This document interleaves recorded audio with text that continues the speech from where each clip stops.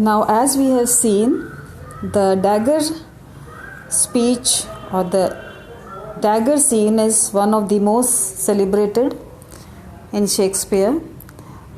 This soliloquy is a fascinating piece of stage psychology. The structure of the lines precisely, they echo the swings from lucidity to mental disturbance that characterizes Macbeth throughout the play. We see that there are 3 false alarms. I see thee still, there is a pause, then I see thee yet, then a pause, and I see thee still. Now, between each of these alarms comes a moment of respite in which Macbeth appeals to the world of the physical senses. He says that mine eyes are made the fools of the other senses, and it is the bloody business which informs thus to mine eyes. Now we see that the urge to become king is very strong in Macbeth. And in his final lines, as he ascends to the king's chamber, he imagines himself as the personification of murder itself, stealthily making its way towards its victim. Now, the change of tone to one of high rhetoric and classical allusion, examples of Hecate and Tarquin, they may seem out of place, but not if we imagine Macbeth putting on a mask of language in preparation for the murder. The distinction between the word and deed in the last line is an idea that occurs very frequently in Shakespeare. What we say and what we do are frequently very different matters. But in the final couplet, Macbeth seems to transfer his own doubts concerning the afterlife of Duncan. So, in the literary sense also, the dagger is foreshadowing. It also stands in for the murder of Duncan by showing both the murder weapon and then the blood on it. A stand-in is useful because we do not see the murder on the stage. However, those functions are for the benefit of the play as a play. In the context and setting of the action, the dagger could represent several things. First of all, as the witches said, that the charm is wound up.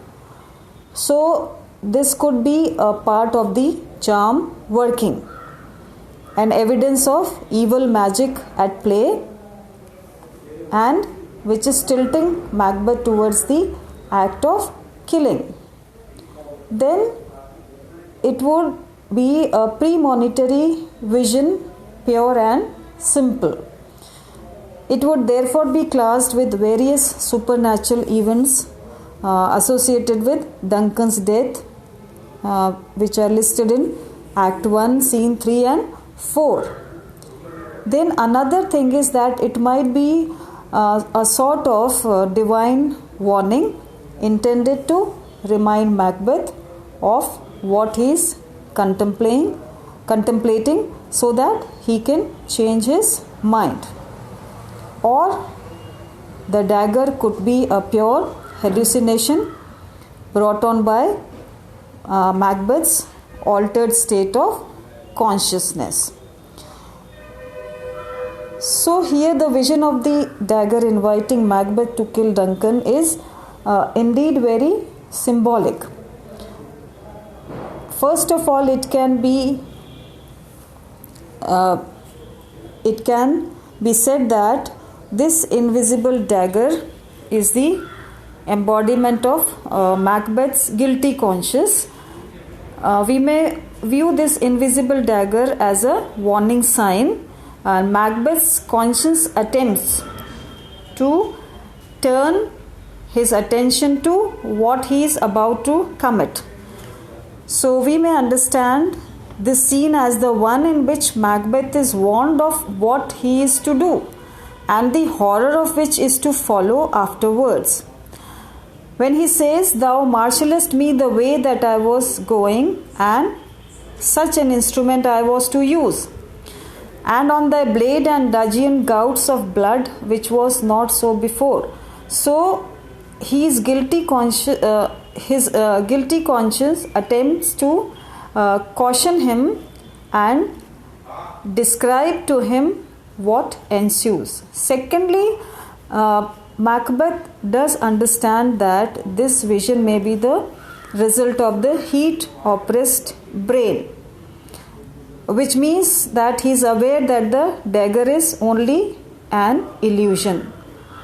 However, in spite of that realization, the dagger has enormous impact on him and Macbeth feels greatly disturbed. Least of all, we should understand that bloody dagger foreshadows the death of Duncan and the beginning of Macbeth's moral demise. This also leads directly into the point of no return for Macbeth, and he knows it. Now, this premonition of the murder weapon, that is the dagger, might also suggest that Macbeth will be overwhelmed by the deed he is going to commit, and as we see that he has no power over his own thinking regarding the act. So at the end of the scene, when he hears the bell ringing, he moves quickly towards Duncan's bedroom, means he is also prepared for committing this hideous deed, that is murder of King Duncan.